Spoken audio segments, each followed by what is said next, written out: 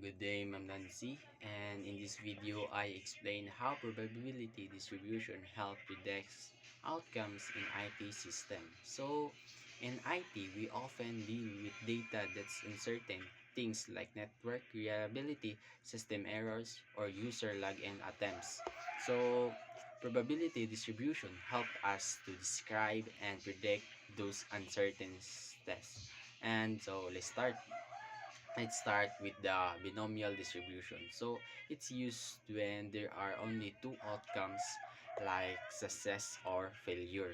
For example, in software testing, each test can pass or fail. So using the binomial distribution, we can calculate the chance of getting a certain number of a successful test of a many trials. So then there's the Poisson distribution, which we use for rare events that happens randomly, like network errors. If we usually get about 3 errors in an hour, the Poisson model can tell us probability of getting exactly 2, 4, or 4 errors next hour. So this helps network engineers monitor performance tasks and plan maintenance. So the expected value tells us what average result we can expect, while the variance show how consistent those results are. So, for example, a low variance means a system performance sadly,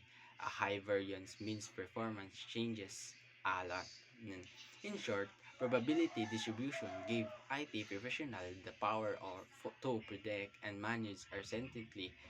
They help improve reliability, reduce risk, and make data-driven decisions that keep our system running smoothly. And thank you for watching, Ma'am Nancy, and God bless and thank you.